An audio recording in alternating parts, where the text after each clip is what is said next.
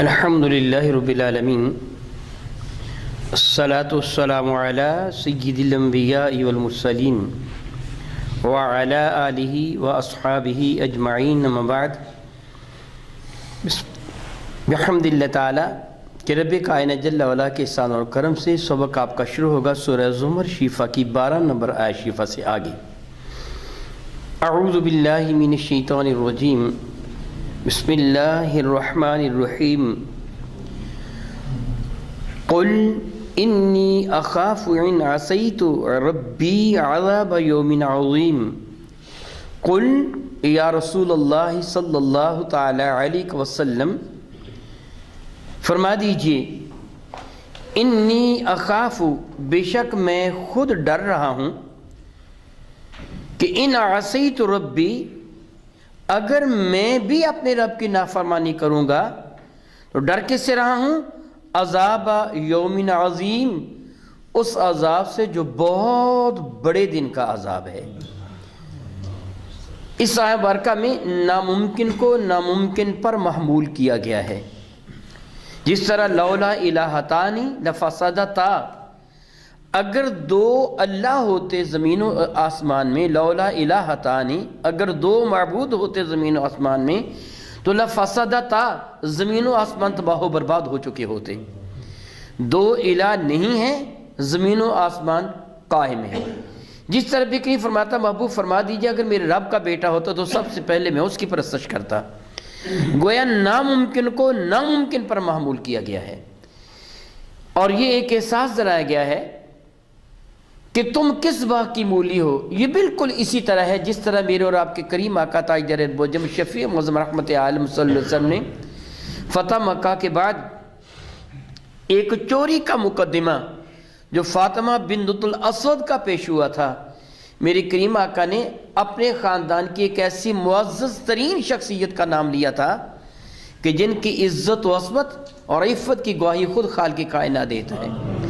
میں تھا اگر وہ چوری کرتی تو ہاتھ اس کا بھی کاٹ دیا جاتا۔ مراد ہے قانون کی پاسداری، اللہ کی نافرمانی سے بچنا۔ تم کس بات کی مولی ہو جو کہہ دو گے کہ میں نافرمانی کر بھی لوں تو کیا ہے؟ محبوب فرما دیجئے اگر میں نافرمانی کروں گا تو میں بھی ڈرتا ہوں۔ وہ ایک احساس دلایا جا رہا ہے میرے کریم آقا کی جان نافرمانی کی نسبت کرنا تو کفر ہے نا۔ اللہ تعالیٰ فرمایا تم کہہ دو اگر میں ایسے کروں گا نا تو قانون مجھ پہ بھی لاگو ہو جائے گا۔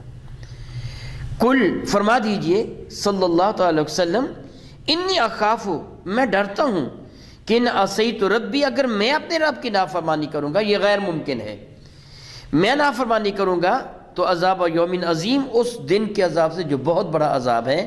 یعنی تمہیں بھی ڈرنا چاہیے، لرزہ اور ترسا رہنا چاہیے۔ قل اللہ اعبد، قل اللہ فرما دیجئے کہ اللہ تعالیٰ اعبدو، میں اس کی عبادت کرتا ہوں، مخلصا لہ الدینی، مخلصا لہ خالص الخالص اس کا ہو کر، دینی صرف اور صرف اسی کی رضا کی خاطر، اسی کا ہو کر میں خالص اسی کی عبادت کرتا ہوں۔ قبل ازیں آپ یہ سورہ زمرہ ہی شفا کی 11 نمبر برکہ میں ایک حکم پڑھ چکے ہیں کہ ربی کی فرماتا قل انی امرت ان اعبد اللہ مخلصا لہ الدین۔ یا رسول اللہ علیہ وسلم فرما دیجئے مجھے حکم دیا گیا ہے کہ میں خالص الخالص اپنے رب کی عبادت کروں۔ وہاں حکم تھا اور یہاں اپنے عمل کا اظہار کیا جا رہا ہے کہ مجھے جو حکم دیا گیا تھا میں اس حکم پر کتنا عمل کرنے والا ہوں۔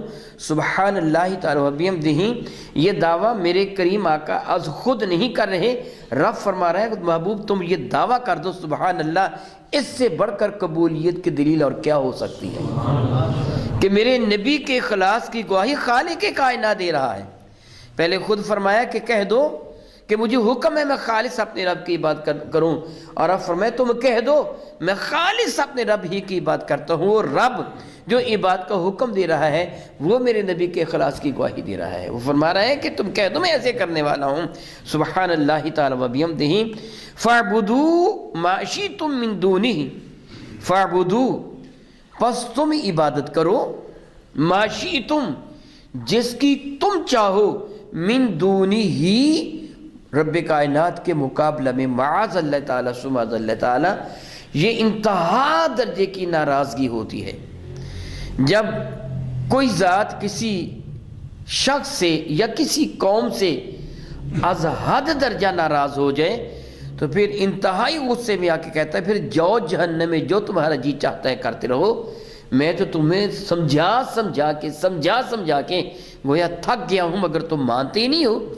یہ بھی بالکل اسی طرح جس طرح اللہ تعالیٰ فرماتا ہے محبوب ان کو کہہ دیجئے لکم دینکم ولی دین، تمہارے لیے تمہارا دین ہے، میرے لیے میرا دین ہے۔ وہ کافر کہ جن کے مقدر میں اب ایمان کی دولت تھی ہی نہیں، خلاق کائنات جل حکیم ان کے لیے ارشاد فرماتا ہے محبوب مکرم صلی اللہ تعالی علیہ وسلم آپ ان کو فرما دیجئے، کیونکہ یہ بدبخت ماننے کو تیار ہی نہیں ہے، پھر آپ کہہ دیجئے ٹھیک ہے جس کی تم چاہو عبادت کرتے رہو، جہنم کا ایندھن تم بنو گے، انکم وما تعبدون تب جہنم، تم اور جن کی تم عبادت کرتے ہو سارے جہنم کا ایندھن بنیں گے، اب چاہو تو کرو عبادت۔ مراد یہ ہے کہ اب اگر جہنم میں ہی جانا تم چاہتے ہو تو میں نے تم کو بتا دیا یہ سیدھا راستہ ہے، یہ غلط راستہ ہے، اگر تم بات نہیں آتے تو پھر ٹھیک ہے چلو اس راستے پر، اور تمہیں پتہ چل جائے گا جب تمہاری آنکھیں بند ہوگی۔ قل ان کو احساس دلا دیجئے یا رسول اللہ صلی اللہ علیہ وسلم کیا ان الخاسرین الذین خسروا انفسهم، بے شک بدترین نقصان میں وہ لوگ رہے جنہوں نے اپنی جانوں کو نقصان میں ڈالا۔ اللہ اکبر اللہ اکبر اللہ اکبر۔ وہ خسارہ جو تیری دولت کا خسارہ ہے، وہ خسارہ جو تیری دنیا کی عزت کا خسارہ ہے، وہ خسارہ جو دنیا کی تیری جاہ و حشمت کا خسارہ ہے، وہ تو کچھ بھی خسارہ نہیں ہے، اصل خسارہ تو وہ ہے جو تیری آخرت برباد ہو گئی۔ معاذ اللہ تعالیٰ ثم معاذ اللہ تعالیٰ رب کائنات کافروں کے لیے فرماتے ہیں اولئک الذین اشتروا الضلالۃ بالہدی فما ربحت تجارتہم۔ اولئک الذین اشتروا، یہ وہ لوگ ہیں جنہوں نے خرید لیا، کیا خرید لیا؟ الضلالۃ بالہدی، گمراہی کو خرید لیا ہدایت کے بدلہ میں۔ دو چیزیں ان کے سامنے پیش کی گئی تھیں، ایک ہدایت اور ایک گمراہی، اور پھر ان کو کہا گیا تھا اپناؤ کس کو اپناتے ہو، انہوں نے ہدایت کو ترک کر دیا، گمراہی کو اپنا لیا۔ فما ربحت تجارتہم، ان کی تجارت ان کو نفع نہ دیا، برباد ہو گئے یہ لوگ۔ یا فرماتے ان کو بتا دیجئے بے شک بدترین خسارے میں وہ شخص ہیں، وہ لوگ ہیں الذین خسروا انفسہم، جنہوں نے نقصان میں ڈالا اپنی جانوں کو، واہلیہم، اور اپنے گھر والوں کو بھی، یوم القیامت، قیامت کے دن۔ اللہ اکبر اللہ اکبر اللہ اکبر۔ مجھ پر صرف میری ذمہ داری نہیں ہے، میرے بیوی بچوں کو بھی ذمہ داری ہے، اگر میرے بہن بھائی میرا حکم آنے والے ہیں تو ان کی بھی ذمہ داری مجھ پہ عائد ہوتی ہے، اگر میرے دوست صحابہ میرے ماتحت ہیں، میرا حکم آنے والے ہیں، میری ذمہ داری پھر مزید بڑھ جاتی ہے۔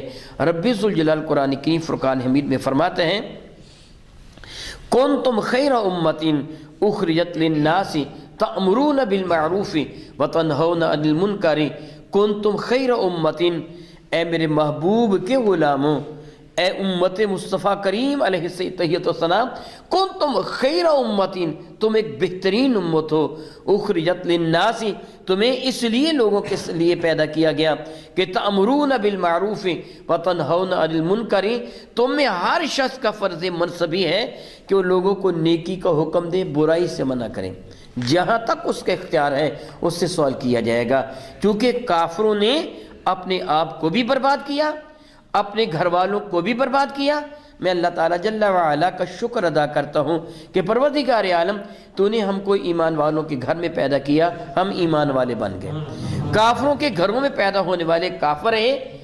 ہماری نیکی کا اجر انشاءاللہ تعالیٰ ہمارے والدین کو بھی پہنچے گا، ہمارے والدین نے ہماری تربیت کی، ہم ایمان کی دولت سے سرفراز ہو گئے، انشاءاللہ تعالیٰ اولاد، نیک اولاد کی نیکی کا اثر نیک والدین تک پہنچتا ہے، اور بدوں کی بدی کا اثر برے والدین تک پہنچتا ہے، کیونکہ ان کے والدین بھی برباد ہوئے، انہوں نے اپنی اولاد کو بھی برباد کر دیا۔ رب کریم ارشاد فرماتا ہے خاسروا انفسہم واہلیہم یوم القیامہ، انہوں نے برباد کر لیا اپنے آپ کو بھی، اپنے گھر والوں کو بھی قیامت کے دن۔ الا، خبردار، سن لو، حرف تنبیہ ہے، جھنجھوڑا جاتا ہے یہ کہہ کر، ہلایا جاتا ہے یہ کہہ کر سن لو دنیا والو ذالک هو الخسران المبین، یہ ہے جو بہت بڑا خسارہ ہے، بہت بڑا خسارہ ہے۔ تم دنیا کی دولت میں گھاٹے کو خسارہ سمجھتے ہو کہ لاکھ 2 لاکھ کروڑ 2 کروڑ ارب 2 ارب کا خسارہ ہو گیا، گھاٹا پڑ گیا۔ یہ گھاٹا تو کچھ بھی نہیں ہے، اصل گھاٹا تو یہ ہے جو تیرے اعمال برباد ہو گئے، تباہ ہو گئے تیرے اعمال۔ قیامت کے دن تیرے دامن میں کچھ بھی باقی نہ رہا، العیاذ باللہ تعالیٰ ثم العیاذ باللہ تعالیٰ، تو جو جہنم کے سپرد کر دیا گیا۔ ذرا سوچیں، تھوڑا سا سوچیں، حضرت سیدنا بلال رضی اللہ تعالیٰ عنہ امیہ بن خلف اور ابی بن خلفہ پر ظلم کرتے تھے، اور دوسرے کافر بھی۔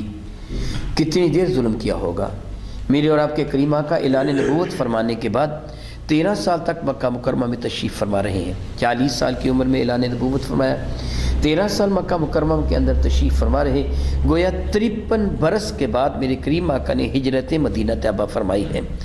کافروں نے حضرت بلال پر کتنا ظلم کیا ہوگا؟ وہ 13 سال کیوں سمجھ لیجئے، اگر پہلے ہی دن میرے آقا پر ایمان لے آئے تھے 13 سال ظلم کیا ہوگا، 14 سال ظلم، کتنا وہ ظلم کر لیتے۔ لیکن اس وقت سے لے کے آج تک حضرت بلال جنت کی سیر کر رہے ہیں، اور کافر اس وقت سے لے کے آج تک جہنم کی آگ میں جل رہے ہیں اور جلتے رہیں گے۔ پھر بتاؤ نقصان میں کون رہا؟ گھاٹے کا سودا کس نے کیا ہے؟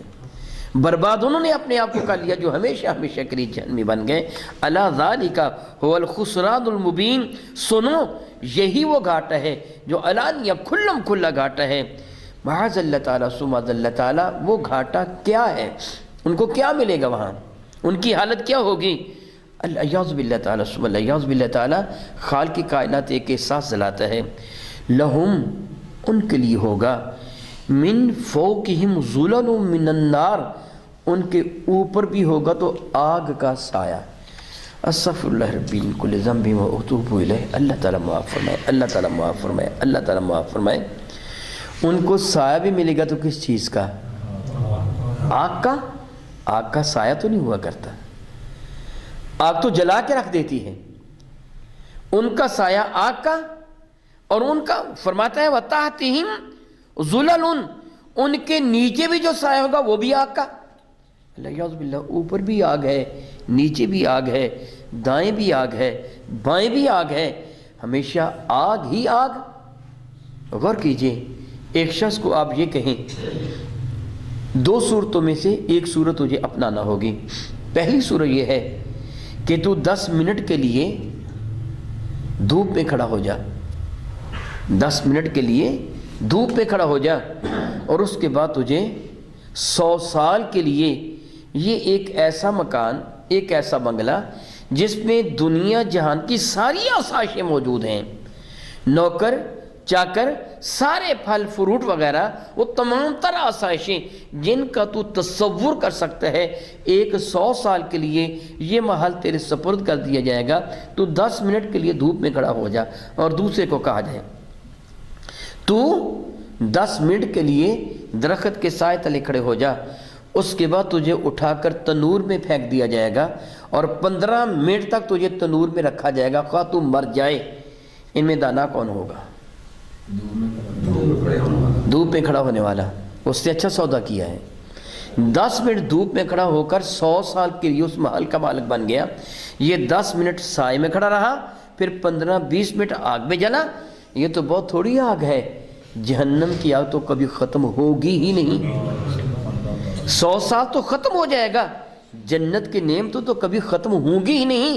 دنیا میں تھوڑی سی تکلیف اٹھا لے اپنے رب کی عبادت کے لیے، تجھے ہمیشہ ہمیشہ کی جنت عطا کر دی جائے گی۔ کافر دنیا میں تھوڑی دیر عیش کرتا ہے، پھر ہمیشہ ہمیشہ جہنم کے حوالے کر دیا جاتا ہے۔ عقل مند کون ہے؟ رب کائنات نے یہی احساس دلایا، لہم من فوقہم ظلل من النار ومن تحتہم ظلل، ان کے اوپر بھی جہنم کا سایہ، آگ کا سایہ، ان کے نیچے بھی آگ کا سایہ۔ ذالک یخوف اللہ بہ عبادہ، یہ وہ آگ ہے جس سے رب کائنات اپنے بندوں کو ڈراتا ہے، خوف دلاتا ہے۔ معاذ اللہ تعالیٰ سماذ اللہ تعالیٰ، یہ دھمکی نہیں ہے، جس طرح محض دھمکی ہے اور اس کی کوئی حقیقت نہیں ہوگی. نہیں، اللہ تعالیٰ کی طرف ایسی چیز کی نسبت کرنا کفر ہے. اللہ جو بیان فرماتا ہے وہ حقیقت ہی بیان فرماتا ہے. فرماتا ہے یہ جو تمہیں خوف دلایا جا رہا ہے نا، یہ محض ڈرایا نہیں جا رہا کہ ایسے ہوگا ہوگا کچھ بھی نہیں. معاذ اللہ تعالیٰ سماذ اللہ تعالیٰ، یہ حقیقت پر مبنی ہے. یا عبادی فتقون، اے بندو پھر مجھ سے ڈرو. اللہ اکبر، اللہ اکبر، اللہ اکبر، اللہ اکبر. مولا تعالیٰ کتنا کریم ہے، کتنا کریم ہے. نافرمانوں کا تذکرہ کرنے کے بعد فرماتے ہیں تم مجھ سے ڈر جاؤ، فرما برداری کر لو، سارے گناہوں کو معاف فرما دوں گا، اپنی رحمت عطا فرما دوں گا. دیکھو یہ آگ ہے، اگر تم نے نافرمانی کی اس آگ کی سپرد تم کو کر دیا جائے گا. رب کائنات اگلی آیت بارکہ میں ارشاد فرماتے ہیں والذین اجتنبوا الطاغوت ان یعبدوها وانابوا الی اللہ لهم البشری فبشر عباد. سبحان اللہ تعالی و بحمدہ، سبحان اللہ و بحمدہ. بتوں کی پرستش کرنے والوں کو احساس دلا کر تم بتوں کی پرستش کو چھوڑ دو. دیکھو اگر تم بتوں کی پرستش کو نہ چھوڑو گے، اگر تم شرک کرو گے، اگر تم کفر سے باز نہ آؤ گے تو جہنم کی آگ میں تم کو جلا دیا جائے گا. اوپر بھی آگ ہوگی، نیچے بھی آگ ہوگی، سایہ بھی آگ کا، اوڑھنا بھی آگ کا، بچھونا بھی آگ کا، تمہیں آگ ہی میں ہمیشہ رہنا ہوگا. دیکھو مجھ سے ڈر جاؤ، اپنے آپ کو لائق جہنم نہ بناؤ. یاد رکھو والذین اجتنبوا الطاغوت، جن لوگوں نے اپنے آپ کو شیطان سے بچا لیا، اجتناب کیا، پرہیز کی شیطانی کاموں سے، ابلیس سے الگ رہے. اجتناب ہم اردو میں لفظ استعمال کرتے ہیں، اجتناب کرنا، پرہیز کا لینا. والذین اجتنبوا الطاغوت، جن نے سرکش شیطانوں سے پرہیز کیا، اپنے آپ کو ان سے الگ تھلگ کر لیا. ان یعبدوها، اس سے کہ ان کی عبادت کریں. اب وہ شیطانوں کی بات نہیں کرتے، شیطانوں کے پیچھے نہیں چلتے. گویا جو آدمی شیطان کو مانتا ہے اس کے پیچھے چلتا ہے، یوں سمجھو اس کی عبادت کرتا ہے. حق بھی یہی ہے. بت پرست بت کی عبادت نہیں کرتا، شیطان کی عبادت کرتا ہے. کیونکہ پہلا بت پرانا ہو جائے پھینک دیتا ہے، نیا لے آتا ہے. سورج کو پوجنے والا سورج کی عبادت نہیں کرتا، شیطان کی عبادت کرتا ہے. چاند کو پوجنے والا چاند کی عبادت نہیں کرتا، شیطان کی عبادت کرتا ہے. حضرت عیسیٰ عزیر علیہ السلام کو معاذ اللہ کہنے والا ان کی عبادت نہیں کرتا، شیطان کی عبادت کرتے ہیں. اللہ تعالیٰ جل وعلا قیامت کے نے فرمائے گا الم احد الیکم یا بنی آدم اللہ تعبدوا الشیطان انہو لکم عدو مبین. الم احد الیکم، کیا وعدہ نہیں لیا تھا میں نے تم سے، یا بنی آدم، اوے انسان کے بیٹو، پنجابی میں کہا بندے دے پترو، یا بنی آدم، اوے اولاد آدم، کیا میں نے تجھ سے وعدہ نہیں لیا تھا کہ اللہ تعبدوا الشیطان، خبردار شیطان کی عبادت نہ کرنا. انہو لکم عدو مبین، یہ تمہارا کھلم کھلا دشمن ہے. تمہیں بتایا گیا تھا، تمہیں ساتھ دلایا گیا تھا، تم کیوں نہیں مانے؟ یہاں رب کریم فرماتے ہیں وہ لوگ جنہوں نے شیطان کی عبادت نہیں کی ہے، طاغوت ان سرکشوں کی، شیطان کے چیلوں کی بات نہیں کی ہے، ان کے پیچھے نہیں لگے ہیں، بلکہ وَأَنَابُوا إِلَى اللَّهِ، انہوں نے اپنے رب کی جانب رجوع کیا، شیطان کی جانب نہیں پلٹے، اپنے رب کی جانب رجوع کیا ہے تو یہ کافروں کے سے کفر سے بچنے کے لیے کہ جو کفر سے بچ کر ایمان لے کے آئے. لیکن یہاں میں ایک احساس دلاؤں گا، ایک شخص ہے وہ نماز پڑھنے کے لیے آتا ہے، شیطان کہتا ہے نہ نماز پڑھنے کے لیے جا، تیرا بستر بڑا نرم ہے، گداز ہے، میٹھی نیند کے مزے لے رہا ہے، سو جا، رہنے دے. نہ بھی نماز پڑھی تو کون سا حرج ہو جائے گا. اور دوسری طرف یہ ہے کہ تم مقابلہ شیطان کا کر، لحاف کو ایک طرف پھینک دے، اٹھ کے بیٹھ جائے، شیطان مجھ کو رو کے دکھا، میں اپنے رب کی عبادت کر کے رہوں. یہ مقابلہ کرنا ہے شیطان کا. وہ تجھے نیکی سے روکے تو سمجھ جا کہ شیطان مجھ کو روکنا چاہتا ہے، اس کا مقابلہ کر. او بدبخت، تو مجھے نیکی سے روک کے دکھا، میں نیکی کروں گا، ضرور کروں گا، تجھے جلاؤں گا، ضرور نیکی کروں گا، میں تیرا مقابلہ کروں گا. حضرت سیدنا علی المرتضیٰ کرم اللہ تعالی وجہہ میں ایک دن کا ذکر، اپنے غلام کو آواز دی، اس کو بلایا، وہ نہ بولا. آپ نے پھر بلایا، وہ نہ آیا، پھر بلایا، کئی مرتبہ بلایا. اور جب آپ گئے اس کو دیکھنے کے لیے تو دیوار کے پیچھے کھڑا مسکرا رہا تھا. فرمانے کہ تو نے میری آواز ہی سنی؟ کہنے لگا سنی تھی، پھر آیا کیوں نہیں؟ بڑی نرمی کے ساتھ پوچھا، کہنے لگا کہ آج تک آپ مجھ پر کبھی غصے نہیں ہوئے ہیں، میں دیکھنا چاہتا تھا میں آپ کی نافرمانی کروں، آپ مجھ پر ناراض ہوں گے، آپ کی ناراضگی کی کیفیت کیا ہے؟ سیدنا علی مظفر فرمانے کہ تو یہ چاہتا تھا کہ شیطان کو میں راضی کر دوں، تجھ پہ ناراض ہو کر شیطان کو راضی کر دوں؟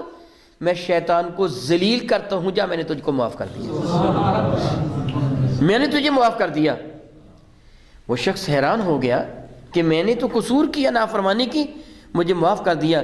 فرمان کہ سن، میں شیطان کو مزید ذلیل کرنا چاہتا ہوں، جا اللہ کے نام پر میں نے تجھ کو آزاد بھی کر دیا۔ وہ شخص جانے کا فرمایا ٹھہر جا، میں شیطان کو مزید ذلیل کروں گا، تیری زندگی بھر کا خرچہ بھی میرے ذمے لے جایا گا۔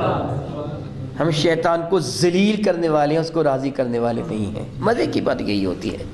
یا تو رب کائنات نے یہ فرمایا جو کفر کو چھوڑ کر ایمان کی طرف آتا ہے، ایمان والو شیطان کا مقابلہ کرو۔ وہ تمہیں کہے گا رہنے دو نماز نہ پڑھو، رہنے دو نیکی نہ کرو، رہنے دو یہ نیکی نہ کرو، مقابلہ کرو، کہو کہ ذلیل تو مجھ کو روک کے دکھا، میں نیکی کروں گا اور تجھ کو خوب ذلیل کروں گا۔ تو رب کریم فرماتے ہیں پھر وہ انابو اللہ، جو اپنے رب کی جانب رجوع کرتے ہیں، میں تو اپنے رب کا کہنا مانوں گا، تیرا کہنا نہیں مانوں گا۔ میرا رب فرماتا ہے لہم البشرا، محبوب ان کے لیے خوشخبری ہی خوشخبری ہے، ان کے لیے بشارتیں ہیں۔ فبشر عباد، اے محبوب مکرم علیہ السلام میرے بندوں کو یہ خوشخبری سنا دو، یہ خوشخبری سنا دو۔ سبحان اللہ تعالی و بحمدہ، سبحان اللہ تعالی و بحمدہ۔ وہ کون لوگ، آپ دیکھ رہے ہیں کہ آیا بارکہ کے اوپر لا محبہ لکھا ہوا ہے، اس کا معنی یہ ہے کہ اس کا مفہوم ابھی مکمل نہیں ہوا، اگلی آیا بارکہ کا ترجمہ اس کے ساتھ ملے گا۔ فبشر بعباد الذین، اے محبوب مکرم خوشخبری سنا دیجیے ان بندوں کو یستمعون القول، جو آپ کی بات سنتے ہیں، جو بات سننے والے ہیں۔ حقیقت تو یہ ہے نا کہ سننے سے مراد سننا نہیں ہے بلکہ ماننا ہے۔ جس طرح فیتبعون احسن، اچھی بات کی پیروی کریں، آگے ذکر ہے۔ آپ کسی کو کہتے ہیں میں نے اس کو بہت مرتبہ کہا یہ کام کر، یہ کام کر، یہ کام کر، مگر یہ سنتا ہی نہیں ہے، حالانکہ وہ سن تو رہا ہوتا ہے نا مگر نافرمانی کر رہا ہوتا ہے۔ یہاں سننے سے مراد وفا ہے۔ جس طرح اجیب دعوت الداع، دعوت دینے والے کی دعوت کو قبول کرو، بلانے والے کے بلانے کو قبول کرو، وہاں مراد یہ ہوتا ہے کہ اس کا حکم مانو۔ اس طرح یہاں محبوب مکرم آپ ان کو سنائیے جو سننے والے ہیں، جو آپ کی بات ماننے والے ہیں۔ الذین یستمعون القول، جو بات کو سنتے ہیں، فیتبعون احسنہ، اور پھر بھلائی کی پیروی بھی کرتے ہیں۔ سبحان اللہ تعالی و بحمدہ، سبحان اللہ تعالی و بحمدہ۔ خلاق کائنات جل وعلا اب اپنے احسان کا تذکرہ فرماتا ہے ان لوگوں کے لیے، بھلا کن لوگوں کے لیے؟ جو رسول اللہ کی بات سنتے ہیں، یعنی حضور کے حوالہ سے۔ اب براہ راست دیکھیے ایک مؤذن اذان دے رہا ہوتا ہے حی علی الصلاح حی علی الفلاح، حقیقت میں وہ نہیں پکار رہا ہوتا، وہ رب کی جانب سے، میرے کریم مصطفیٰ کریم کی جانب سے پکار رہا ہوتا ہے، وہ خود نہیں پکار رہا ہوتا۔ اس کی دعوت پہ لبیک کہنے والا مؤذن کی دعوت پہ لبیک نہیں کہتا، اللہ اور اس کے رسول کے سامنے سر جھکاتا ہے۔ اس لیے آج تک جو قرآن و حدیث کو سن کر سمجھ کر اس پر عمل کرتا ہے، گویا وہ میرے مصطفیٰ کریم کی بات کو سن رہا ہے، وہ اللہ تعالیٰ کے حکم کو سن رہا ہے۔ تو ارشاد گرامی ایسے لوگوں کے لیے اللہ تعالیٰ فرماتا ہے اے محبوب مکرم یہ کون لوگ ہیں؟ اولئک الذین ھداھم اللہ، یہی وہ لوگ ہیں جن کو اللہ نے ہدایت کی دولت عطا فرمائی۔ اے میرے کریم میں تیرا شکر ادا کرتا ہوں، ہم سارے کے سارے تیرا شکر ادا کرتے ہیں۔ تیری عزت کی قسم، اگر تو ہم کو ہدایت کی دولت عطا نہ فرماتا ہم کبھی بھی ہدایت یافتہ نہ ہوتے، ہم کبھی بھی سیدھی راہ پہ نہ ہوتے۔ اگر تو ہم کو عبادت کی توفیق عطا نہ فرماتا ہم کبھی بھی تیرے عبادت گزار بندے نہ بنتے۔ مولا تعالیٰ یہ جو کچھ ہم نیکی کر رہے ہیں یہ تیری رحمت کی وجہ سے کر رہے ہیں، اور جو ہم سے گناہ ہو رہا ہے یہ ہماری شامت اعمال کی وجہ سے ہو رہا ہے۔ تیرا کرم ہے، یہ تیری عزت کی قسم، تیرا احسان ہے کہ تو نے ہم کو ہدایت کی دولت عطا فرمائی۔ رب کائنات جل وعلا، یہ نعمت جو تو نے ہدایت کی ہمیں عطا فرمائی ہے، اس کو کبھی واپس نہ لینا، اس پہ مسلسل اضافہ فرماتے چلے جانا۔ ہم دنیا میں زندہ رہیں تو حضور کی محبت میں، تیری محبت میں، تیری اطاعت میں ہمیں آخری سانس آئے تو تیرے اور تیرے محبوب مکرم کی اطاعت اور محبت میں قیامت کے دن اٹھیں تو تیری رحمت کا، تیرے محبوب کے دامن کرم کا سایہ ہمارا مقدر بنے۔ رب